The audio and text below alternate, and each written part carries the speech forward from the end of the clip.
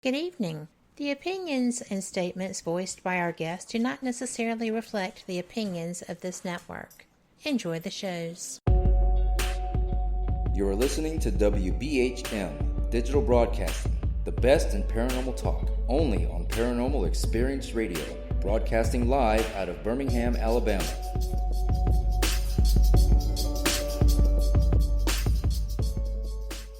Good evening. Welcome to Soul, with best-selling Texas author and sacred site traveler, Teal Gray. Coming to you on WBHM-DB Radio. Teal, what's on for tonight?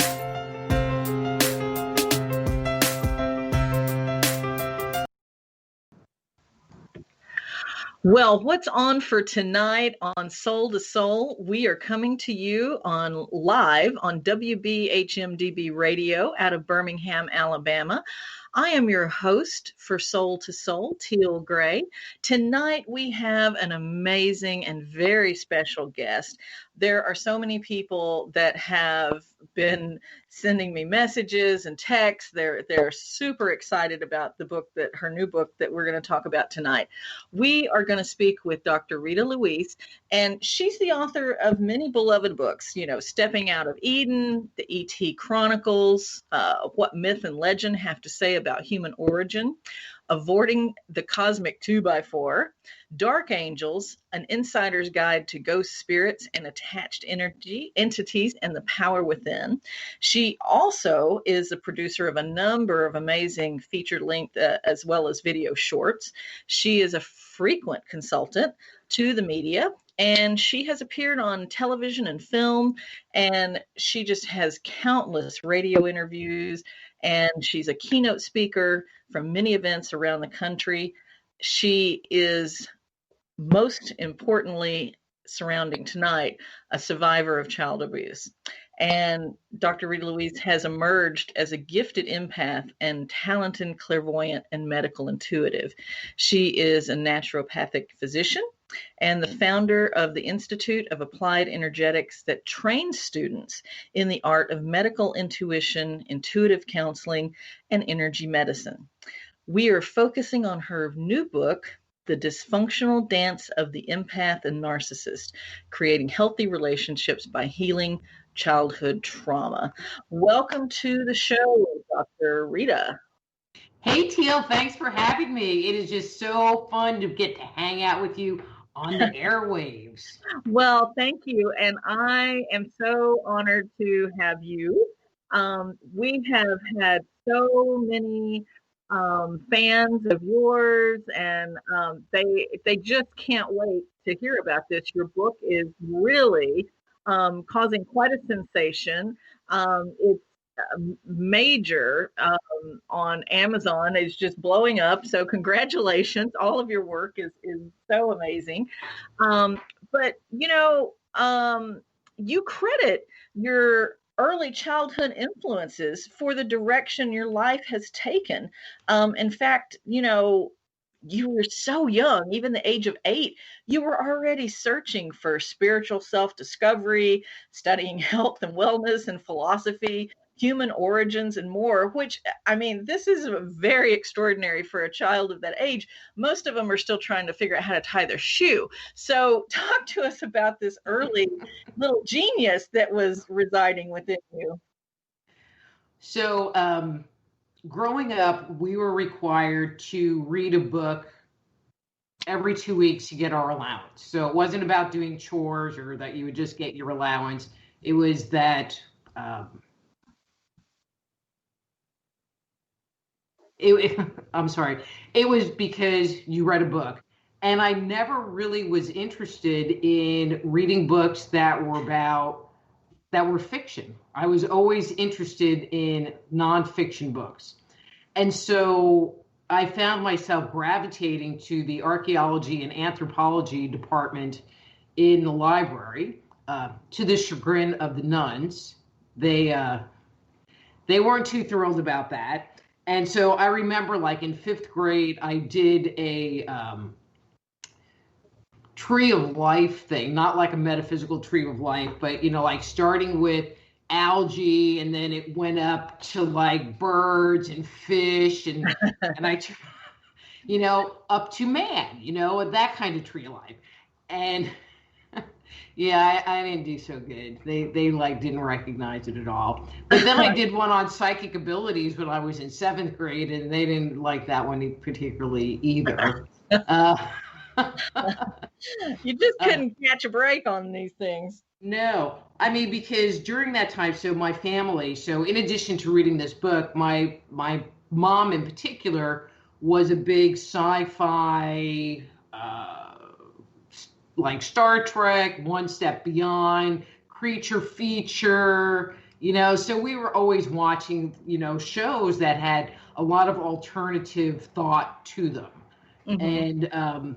And I totally date myself with this, but there was a TV show called The Amazing Kreskin, who is a mentalist, and he had ESP.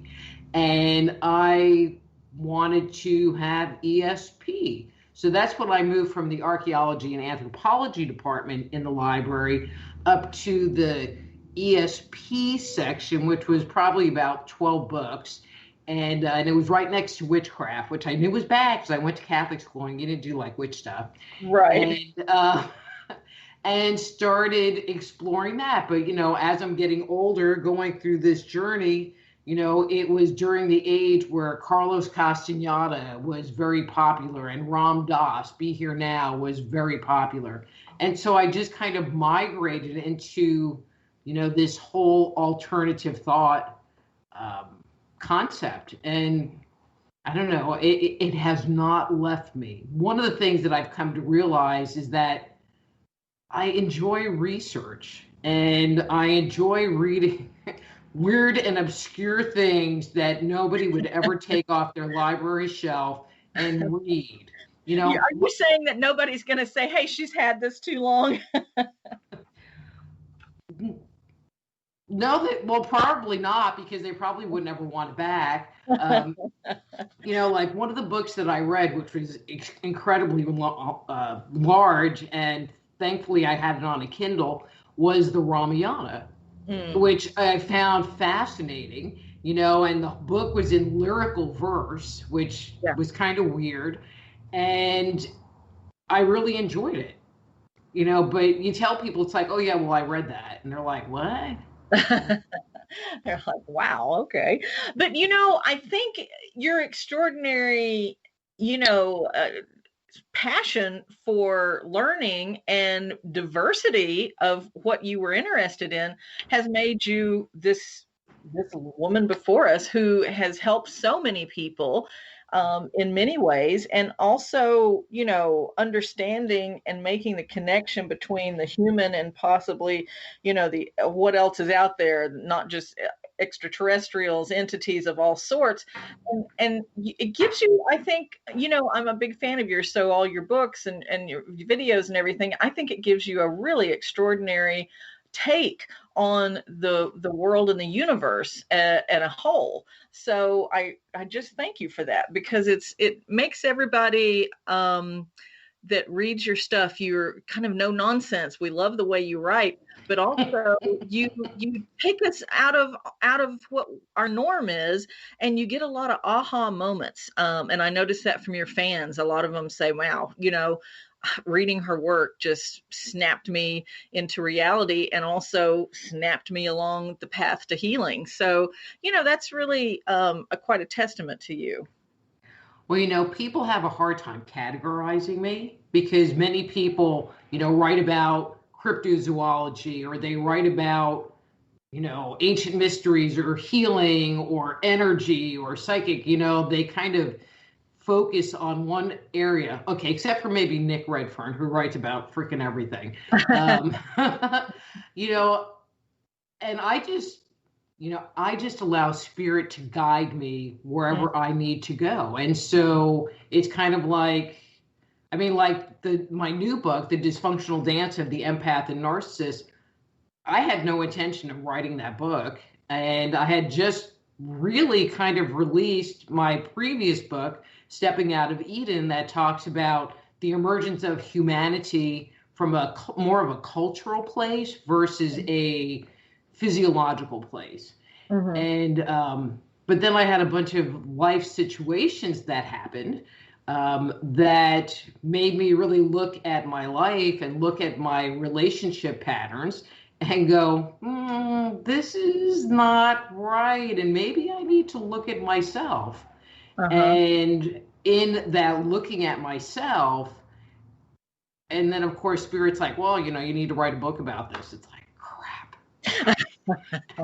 The projects they give you, but it's sort of like the spirit in the room. Until you answer that request, they're with you. So you're going to write that book for sure. And you've helped so many people, and will continue to do so by writing it. So it's a bigger purpose, I think, sometimes than people realize, that is on your life in that way.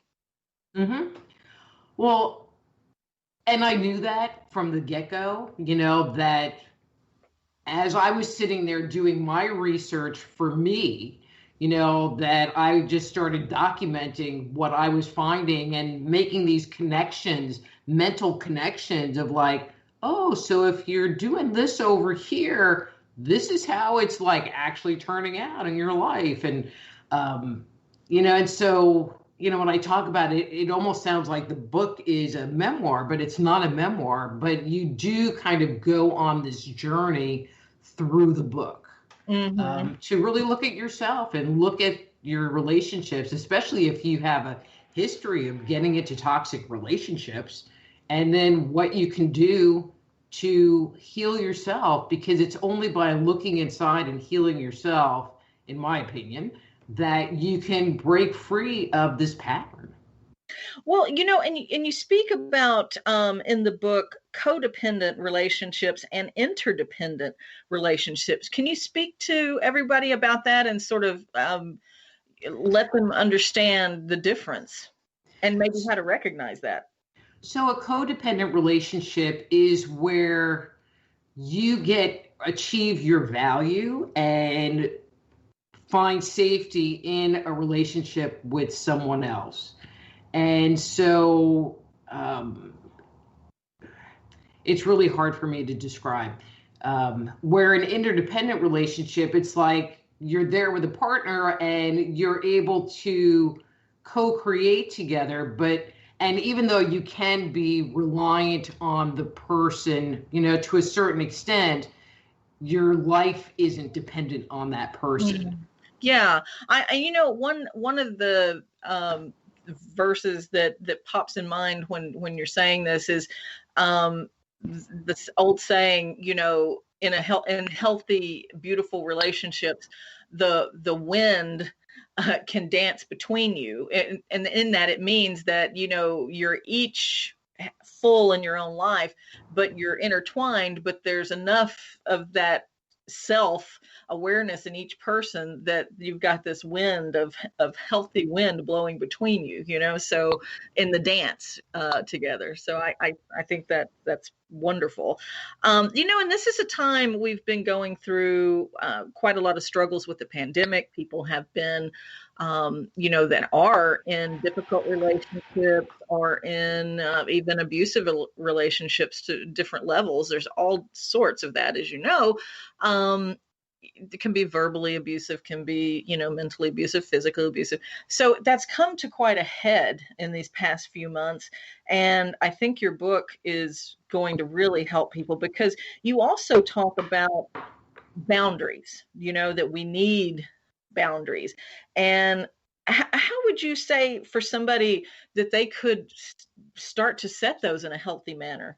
And I think I need to kind of go back to the codependency piece a little bit, because I think it'll make more sense tying it together. Sure. And so people that are codependent tend to be very people pleasing, and they give up on their own feelings. And so if someone says, all right, not in a romantic relationship, but I think everybody can relate to this concept. If somebody calls you up and says, hey, can you help me move on Saturday? The more of a people pleaser person is going to say, sure, what time do you want me to be there? But on the inside, their truth is, I don't want to go. Exactly. Yes. But they're doing it because they don't want to lose the love or affection or the relationship with this other person. And so they're more willing to give up on their personal wants, their personal needs to take care of and support those people around them. Mm-hmm. And so, people that are codependent, there's this fear of abandonment or loss, and so instead of that wind blowing between them, they're like hanging on, praying that the wind doesn't blow too hard, that they blow off the other person. Mm-hmm.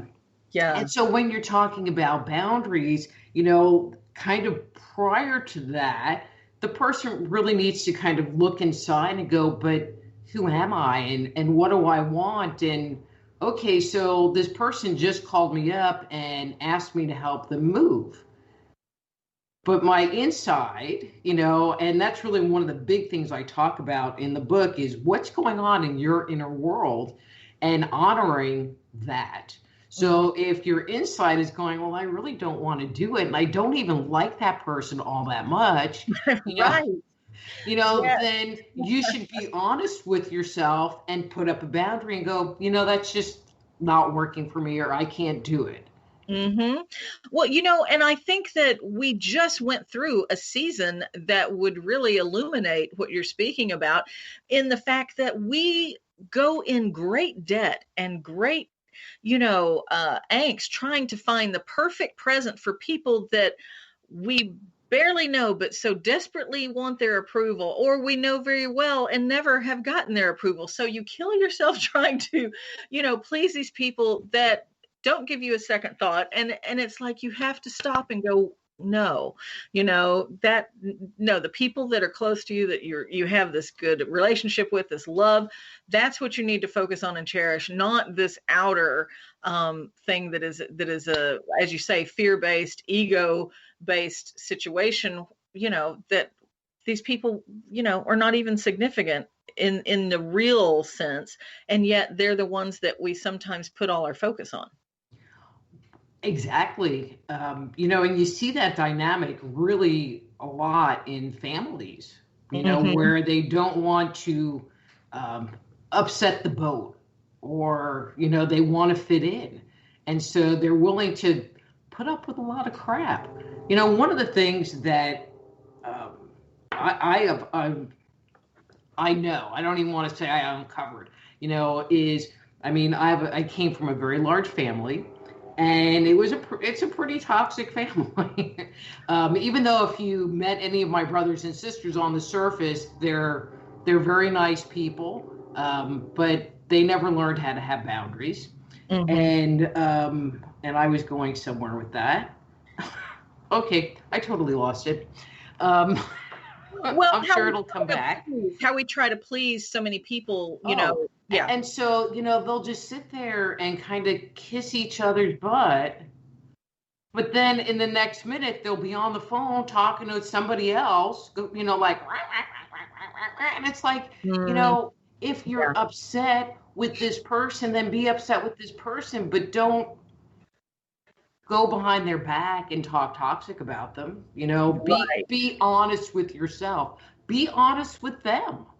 Yeah. And it would be such a shift just in that moment. It would change everything. Everything can change in a moment, as we know, because instead of worrying about which face am I talking to, the person then even in an uncomfortable truth becomes authentic, and the relationship will heal, so to speak. So, that's a thing that is, always there. Now we have to take a break, and then we will come right back. And when we come back, I want to talk about one of the things you talk about, fear being an important factor. So we'll come right back after we hear from our sponsors. Thank you so much, everybody.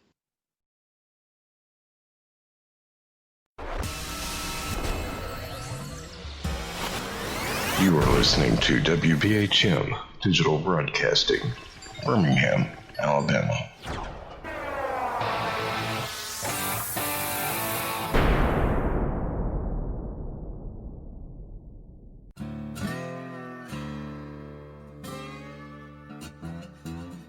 Oh, come on. I'm Southern, but...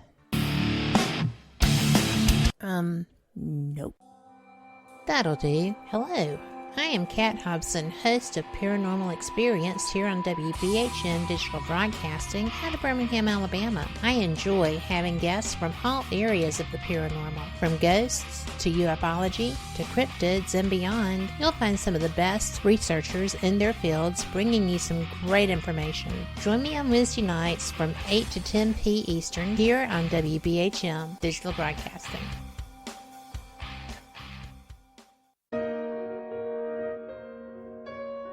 You are listening to WBHM Digital Broadcasting, the best in paranormal talk radio.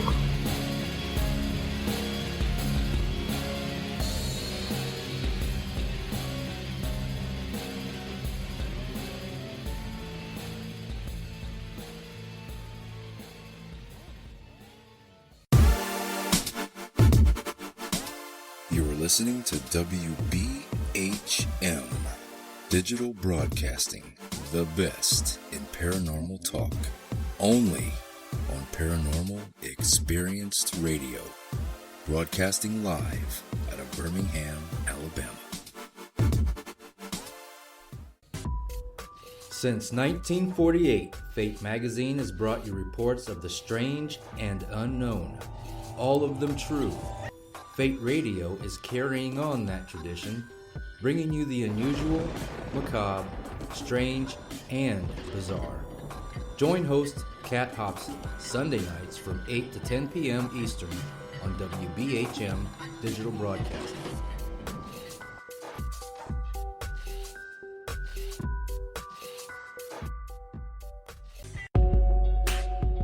You are listening to WBHM Digital Broadcasting, the best in paranormal talk, only on Paranormal Experience Radio, broadcasting live out of Birmingham, Alabama.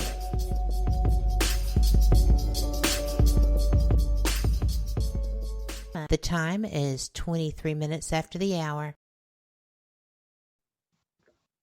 Welcome back to Soul. This is your host, Teal Gray. We're coming to you live out of Birmingham, Alabama on WBHM-DB radio. Tonight, we have a very special guest. We've been speaking to Dr. Rita Louise. And just before the break, we were talking about setting boundaries. And Dr. Rita, I want to give you, a minute if you want any more time to talk about setting boundaries before we go into speaking about, in your book, you talk about fear, that it forces us to tolerate life events that should cause us to walk away, maybe even run. So I want to turn that back over to you so you can finish your thought if you needed to on boundaries, and then speak to us on fear. Okay, so I'm going to need you to repeat the fear question, but let me touch on the boundaries again. One of the things about boundaries is that, when you sit there and you set a boundary, then there needs to be, I'm going to say, a consequence to what the boundary is, and then you have to enforce it. And so, like my ex-husband, he would always tell his kids, it's like, well, if you do that again, and then, the next week they'd be doing the same thing. And it's like, well, if you do that again. And then finally, because they were my stepkids, finally I looked at him, I go, well, when are you actually going to do something? Because there were never consequences to what happens. And sometimes the consequence is, I'm going to go sleep on the sofa. Sometimes the consequence is, adios, amigo. I got to go. Mm-hmm. Mm-hmm. Yeah. And without the consequence, you have no change. Nothing's going to ever be different. It's in that cycle that people get into, that spiral that keeps spinning. Mm-hmm. But actually, that's really a great segue into the fear commentary. People tend to not have consequences because they're afraid of what the other person might say or do. So if I say to you, oh, well, if you do this, then I'm going to do this. But then if you do it, if you hold them to the consequence, will that other person, the one that you set the boundary with, will they still love you? Will they still want to interact with you? So there's this fear about not messing up that boat, and keeping things the status quo. If I say to you no, it might make you upset. Now I'm going to kind of bring this even more into the empath, sensitive people world. It's like people that are empaths feel freaking everything that's going on around them. So if I say, and I'm going to use you as an example, Teal. So if I say no to you and my no upsets you, now I'm going to feel you're upset because you're upset. Right.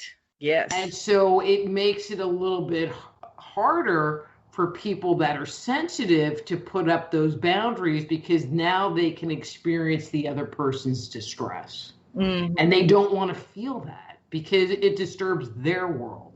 And so part of that also keeps them stuck into that cycle of people pleasing, because it makes the world better. I would rather have my internal world be bad than have my world with you be uncomfortable. Yeah. And that's one of the things I've noticed people, when they're praising your book, that part of it, when you speak to the fact that, a sensitive or an empathic person can really be victimized by narcissists and why, and that's that feeling. Is that really the crux of it? It's just that intense feeling, and that they will just suffer the narcissist. So what I have uncovered, which I found very interesting, is that many people, so I believe that people come into the world sensitive. You're either more sensitive or not so sensitive. Kind of like you can either dance really good, like Fred Astaire, or not. Right. Or you can paint like Michelangelo, or do stick figures. But I think people that become empaths, not all of them, but a large percentage of empaths come into the world sensitive and then grow up in a fairly toxic environment. And the dynamics in the house cause them to learn early on to feel into the energy of everyone that's around them, so that they know if they can come out and play, or do they need to go hide under the bed. And and so they learn early on how to tap into that energy, but there's a negative outcome. They also don't learn how to have boundaries. They don't often learn how to people please or have other issues going on. And so, and especially in the people pleasing area, people that do that are codependent or are people pleasers, it's like their goal is to give, because they feel that's how they're going to get love.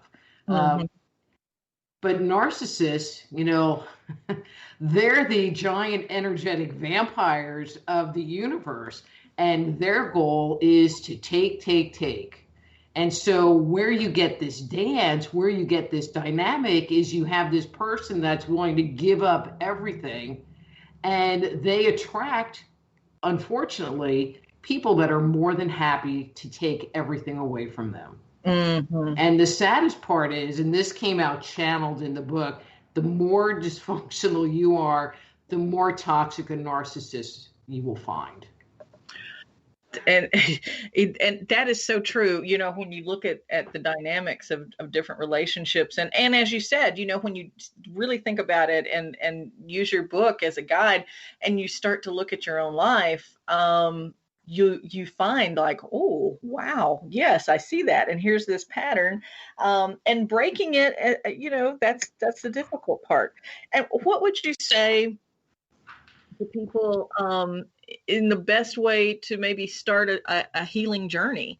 What, obviously get your book and read that, but I mean, is there anything you can give them tonight that would help them get on a healthier path? I mean, I think there are two pieces that people can look at easily. One is, are there patterns going on? Do I keep getting involved in these dysfunctional, toxic relationships?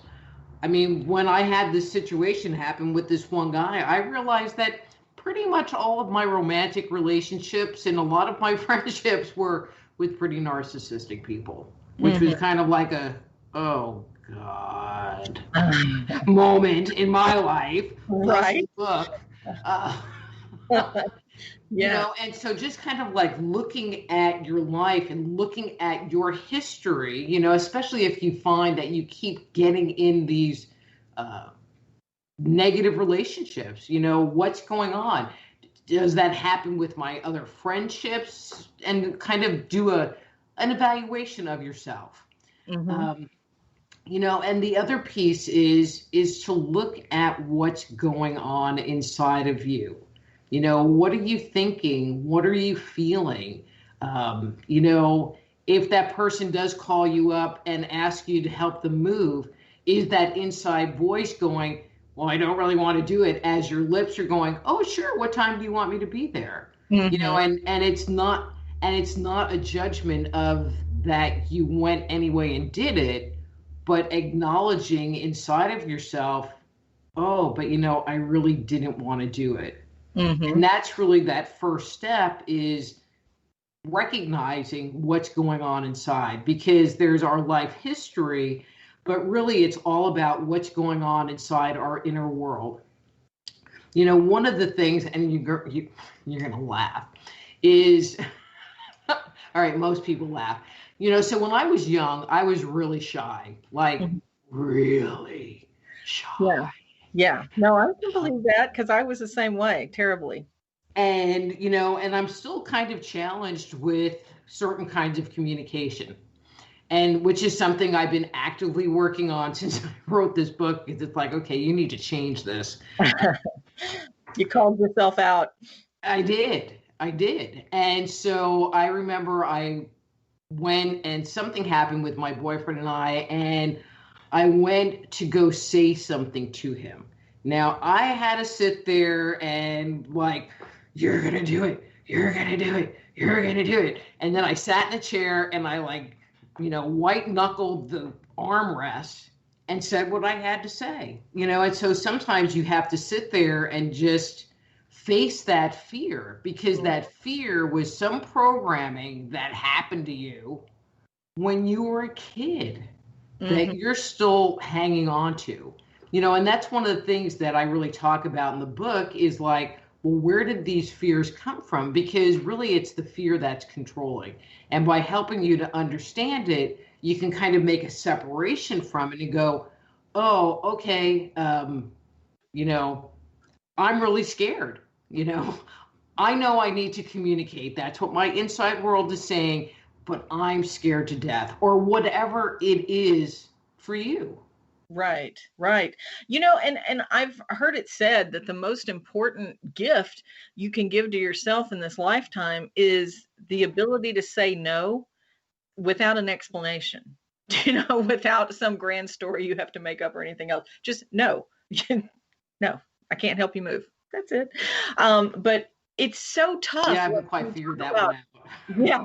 Well, knuckling yourself through, standing up to these situations, and it's very difficult. I mean, I understand that, people who say, gosh, I would love to do this, but even as an adult trying to speak to your parent or, your children, like trying to just have these conversations in a healthy manner with people who are not necessarily healthy.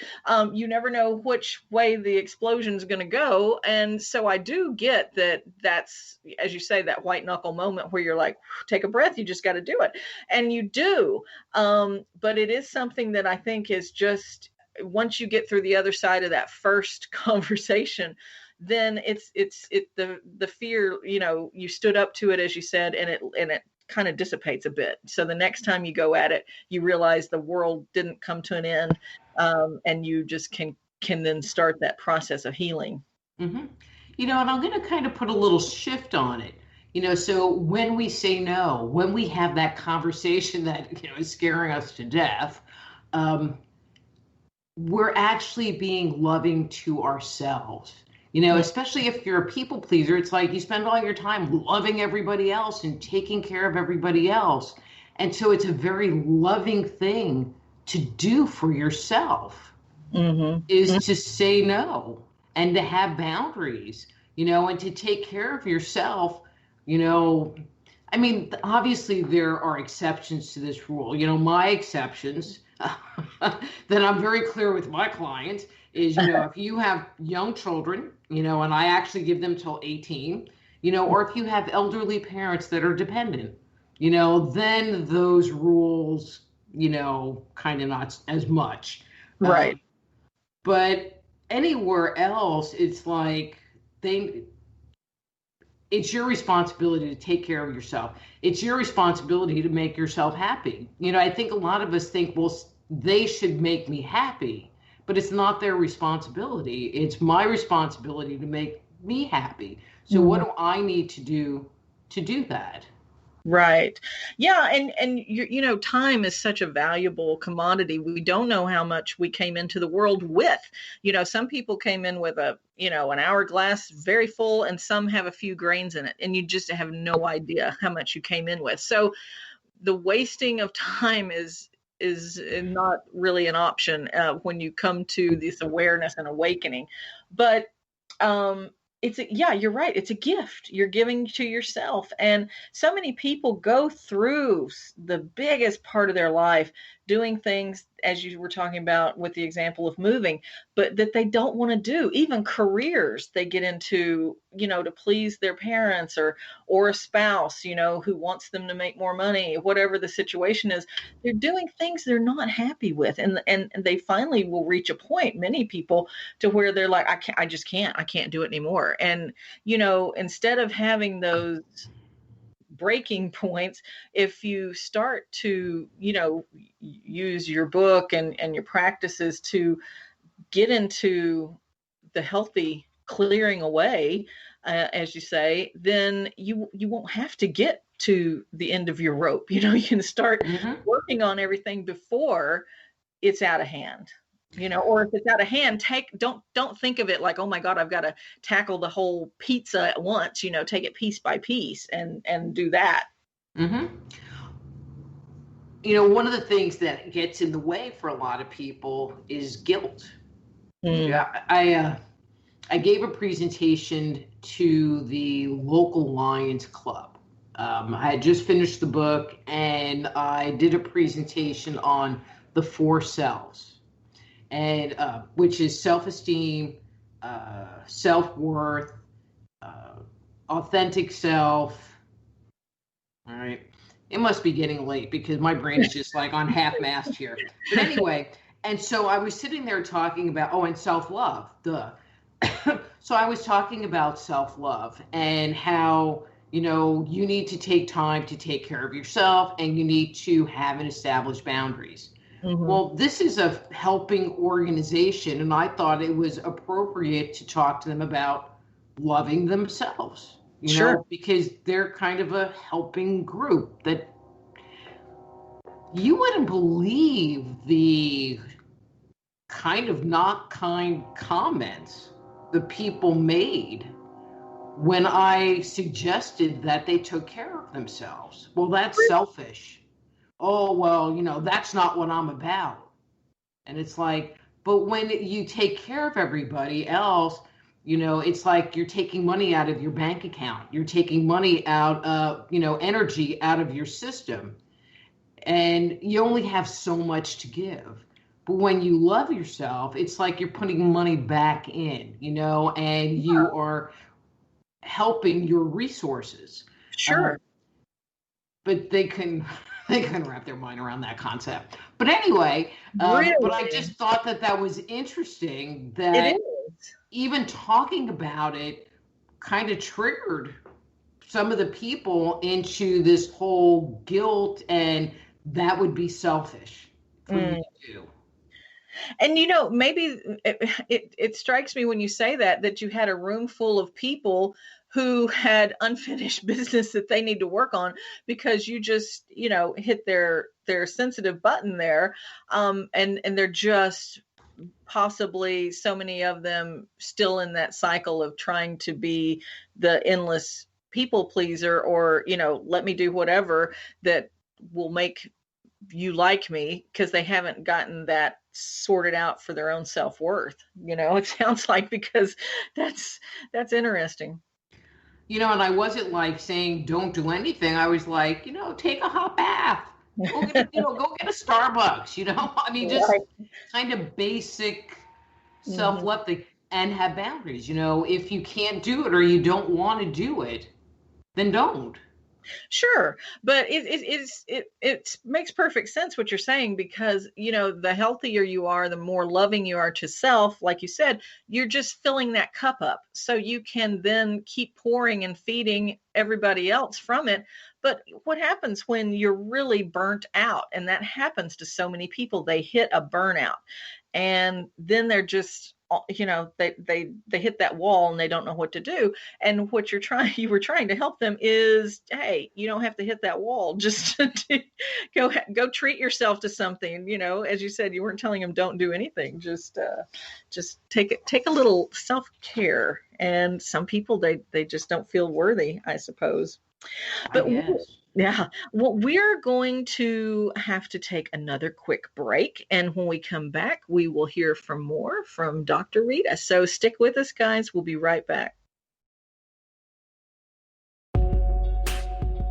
You are listening to WBHM Digital Broadcasting, the best in paranormal talk, only on Paranormal Experience Radio, broadcasting live out of Birmingham, Alabama.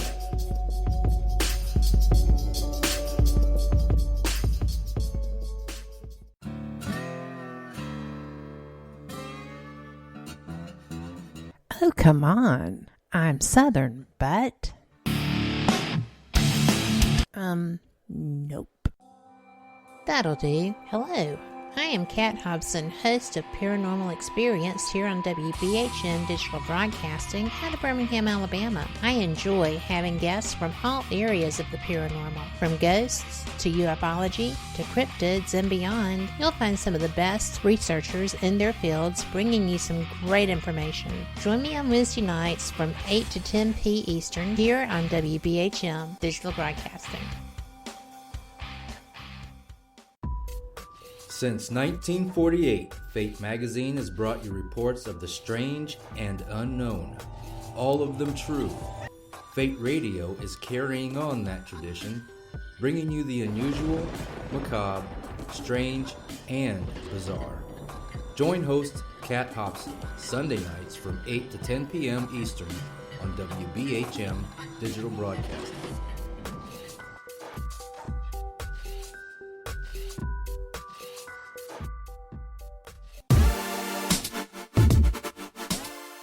Listening to WBHM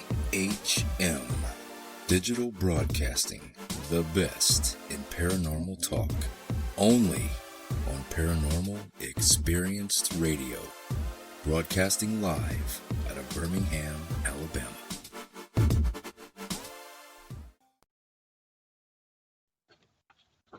Welcome back to Soul to Soul. This is your host, Teal Gray. We are coming to you live from Birmingham, Alabama on WBHM-DB radio. We have been having a fascinating conversation with Dr. Rita Louise. And Doctor, you help so many people, and we appreciate that. And you also entertain us with some great subjects to just get your mind out there and think. We have a lot of people who they're messaging and thanking, you for tonight, and they're hearing things that are really helpful to them. I'm sure during this time, this pandemic has been so stressful, and the state of the world, the state of the government. Is there any other tips that you would want to leave people with tonight, or anything you want to say and before we end tonight? Sure.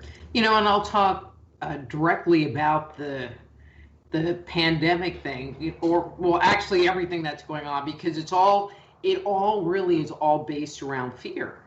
And so one of the things that I have suggested to people is, if you're finding that you're getting scared, go out for a walk, hug a tree, ground yourself, go to the gym and exercise, watch uplifting videos on YouTube to help bring you back into the present moment and help get you out of the fear. And, do something to shift your internal energy so that you're not all stuck in that emotion. But one of the other things that I've suggested to people is to really take an inventory of what's going on. Am I sick? Do I know someone that's been sick and died? Is there somebody in my family that I need to be concerned about? Do I have food to eat? Can I pay my rent or my mortgage or my car payment? And do an inventory of, this is where I'm at, and am I okay? Am I okay? Because if I'm okay, then my world, my little piece of the world, is okay. And that can give you some peace, and I'm sure, you would agree, if somebody's taking that inventory and they find that, maybe they are okay in the sense of, finances or whatever, but emotionally they need help. And there's, I think you would agree, there's certainly no, anything wrong with saying, hey, reach out and let people know you need help. Because sometimes the people that are the strongest, people assume, well, they never need help because they're always taking care of somebody else. But those sometimes are the people that really need to be checked on. Exactly. But I think at this point, just checking on each other and loving on each other and holding the energy, So a lot of people suggest that I'm just a bit of a workaholic, just a bit. And it's been interesting because since the pandemic started, it's been like Ritalin for me, and Ritalin is the medication that they give ADHD children, which is basically an amphetamine, but you give it to those children and it calms them down because it has a reverse effect. Well, this pandemic has had the reverse effect on me because I haven't really done anything at all. And I'm like, wow, this is what it's like when you don't work 10 and 12 hours a day. Oh, that's kind of interesting. New perspective for you. It's been a very new perspective for me. But I think it's, but what I've been doing, I felt like my goal was just to hold my energy space, and not get sucked into the fear and not worry about everything that's going on, and to maintain a level of emotional balance within myself. And I was like, if you can do that on a daily basis, you've done your work for the day. Right. And just hold space, because that's something that people can do, is just hold space so that we can collectively keep that energy to a minimum. Mm-hmm. Yeah, and the fear will block so many blessings, really, because you're at a freeze state, So if you can elevate that energy and let that higher flow of positive, even as you said, just take a little walk, just pop your head outside, just get a different view. That will really reset, and you can reset your energy and just get in that higher positive flow and let more positive flow into you, and take a break sometimes from the television or the news feed. Just, you have the control to turn those things off.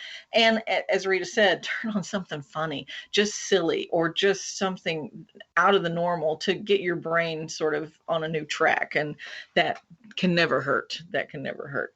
Well, what is now, in this little bit of space where you've had a rest like a normal person, what are you then planning and gearing up for us? Anything on the horizon that you can tell us about?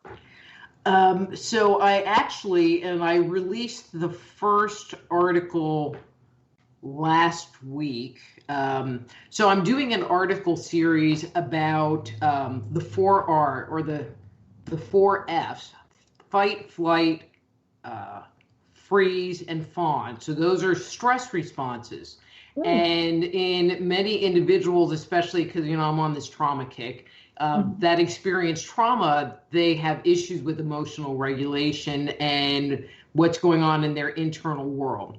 And so I'm doing this whole series that discuss these different responses, and then, following it up. I mean, it's going to be a series with what you can do to heal yourself. And so those, if people are interested in getting that information, you can go to my webpage, soulhealer.com, and sign up for the newsletter. The very first article that went out was called The Wounded Healer, just to kind of set you up for, we're going on this journey, and we're going to dig into some stuff within ourselves. But when you come out the other side, you are the wounded healer, and the scars that you bear from the trauma that you've experienced aren't negative. They're signs that you survived and you came out stronger. And that's kind of the essence of that article. And so that was kind of the lead off into this series. And right now, I think there are 12 articles in the series. But then I have other stuff, what is a narcissist that's coming out also? What does a narcissist actually mean when he says, I love you? That's a good one. Everybody. That's my Valentine's special article. There you go. I'm working on one right now about what does it feel like to be happy? So I don't know. It's like I went on this long break and now they're like, oh, you need to write an article about this. And I got a list. It's like the project. We're back. Well, while this is a lot of work for you, we're going to enjoy it very much. And it's just wonderful that you're doing it. It really is. I know, like you said, this is not something you had necessarily planned on, but now you're on this quite long journey of all these things. And it's a wonderful gift that you're giving us all. And we're going to take that from you, Rita, right now. Okay. Thank you. And so let everybody know, of course, you can be found on Amazon and everywhere, but is there any, you also do amazing readings. Can you speak to everybody about how they could reach you and maybe some of the services and different things you offer? Sure.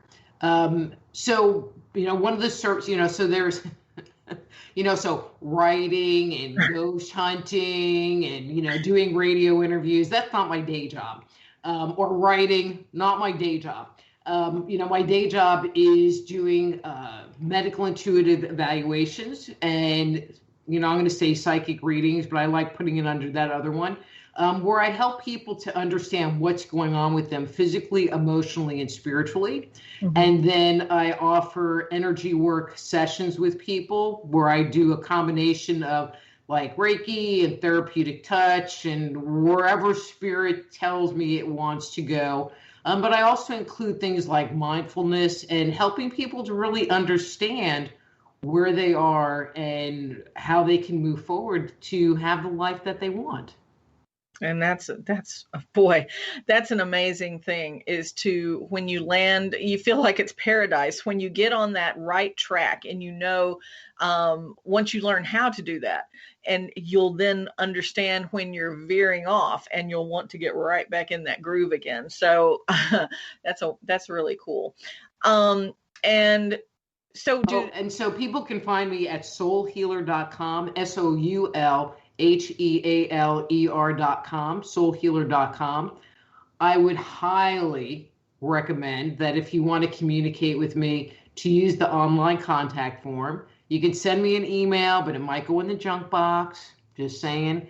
Mm-hmm. And we all know the number of telemarketer phone calls we all get these days. So sometimes I don't answer my phone, just saying. So the best way is to use that contact form. I'm a bit of an email junkie, so I always respond. Wonderful. That's perfect. And that's good to know that you have that form. So, everybody can go to soulhealer.com and fill out the form and go through that channel that way. And everything is bombarding the email and everything else, but it's wonderful that you do respond to everybody and personally. That's a great thing. Communication. Appreciate that. And I appreciate your time because my goodness, you're very sought after. And we're really honored that you took the time to be with us and to speak to our listeners tonight. And hope that you I can never see the end of the road with you and all the different things you do. They're so multifaceted. We'll have to have you on again when you have time and talk about more of the things that are all things Rita that I think of. Well, I love you, and I'd be more than happy to come back and visit with you and your listeners.